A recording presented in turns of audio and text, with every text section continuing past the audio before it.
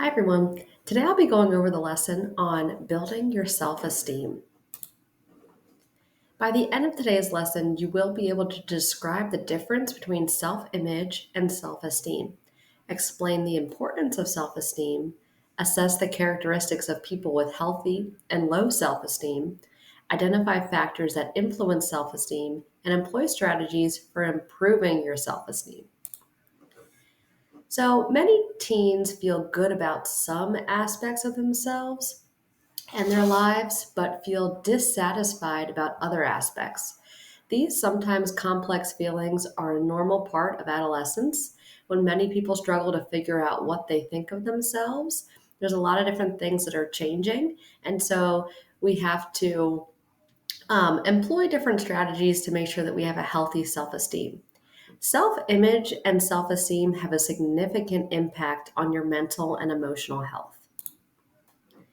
Self image is your mental picture of yourself, including appearance, skills and abilities, and weaknesses.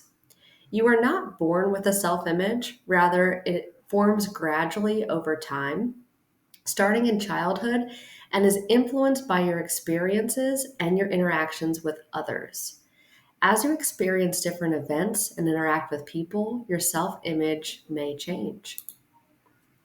Self esteem describes how you feel about yourself. It also changes with life experiences and new understanding. Building a healthy self esteem now during adolescence will help you transition to adulthood and maintain positive mental and emotional health. Building a healthy self esteem is also going to help you really choose where you want to go in life and stay away from negative things that you might try to make yourself look better or feel better. So, really making sure that you have a good, healthy self esteem now will help you in the future. So, the importance of self esteem, if you have a healthy self esteem, it's going to impact how well you do in school, how easily you make friends. So, if you have a healthy self esteem, you're going to be more likely to be able to go out and make friends. And if you don't, you're probably going to be more isolated and sick to yourself. How you manage disappointments and frustrations, and how you care for yourself and reach your full potential. So, someone with a healthy self esteem, they have realistic views of themselves. They generally feel good about yourself. You know you have worth and feel good about your relationships with other people. You feel loved, appreciated, and accepted by your friends and family members. People with low self esteem doubt their worth, feel negatively about their traits, skills, and abilities, wish they could change their appearance, intelligence, or skills, feel left out of social groups and disconnected from people, worry about what other people think about them. Some factors affecting self esteem would be interactions with other people, especially during childhood. So, your childhood interactions are going to greatly impact your self esteem. Parenting. So, if your parents are very loving and supportive, your self esteem is most likely going to be healthier than those children who do not have loving and supportive parents. Social interactions, environment, and also social media. Social media can really have a negative impact on your self image and self esteem. Because social media, we spend a lot of time comparing ourselves to others, and we might not match up to what these other people are portraying. So, improving your self esteem, you want to know your strengths.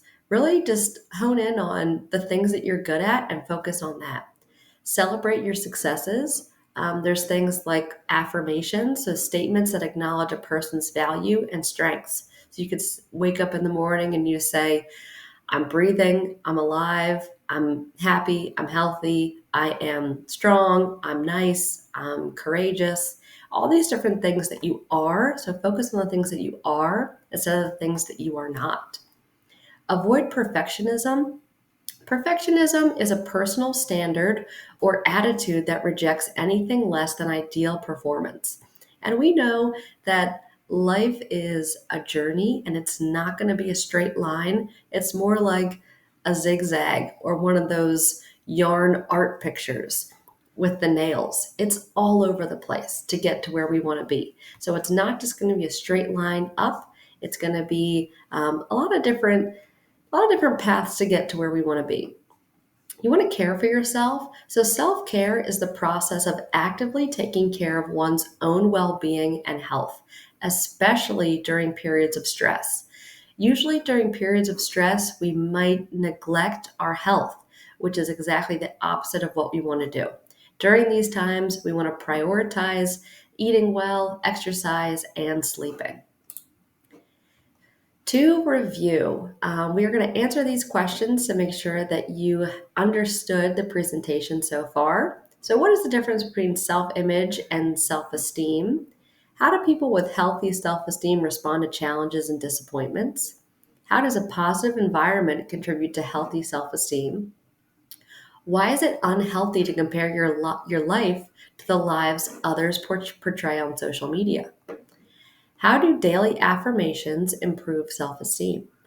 Why does taking care of yourself physically contribute to healthy self esteem? And do you think you have healthy self esteem and self image? Explain why. So, self image is your mental picture of yourself, and self esteem describes how you feel about yourself. Number two, by seeing them as learning experiences, not failures. Number three is by accepting, celebrating, and valuing people for who they are. Number four, the happy, successful posts people share on social media do not portray the whole reality.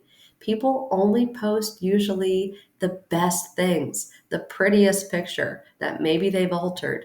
They're going to show you the highlights of their life. What we don't portray on social media is the low points, which everyone has. Number five is writing down positive statements every day can lessen negative thoughts and feelings. Focus on the positive, great things that are going on in your life and try to not think about the negative things too much. You can focus on negative things if there are things that you can change. But if there are things that we can't change, we might want to just focus on the positive. So, number six, the dimensions of health are intertwined, and physical health affects emotional health. If you are really stressed out or having a hard time with maybe your self image or your self esteem, exercising is going to improve that greatly. Now, the answers to number seven are going to vary because this is where you get to reflect and say, do I have a healthy self image and a self esteem? And what could I do to make sure I do have a healthy image and self esteem? Because remember, it starts now. How you have a healthy self esteem and self image of yourself now is going to greatly impact your decision making in the future, now and in the future. So we've reached the end of our lesson, and you should be able to describe the difference between self image and self esteem, explain the importance of self esteem, assess the characteristics of people with healthy and low self esteem, identify factors that influence self esteem, and employ strategies for improving your self esteem. What you're going to do now is head to the Schoology assignment and complete the questions, and then please reach out if you need anything from me.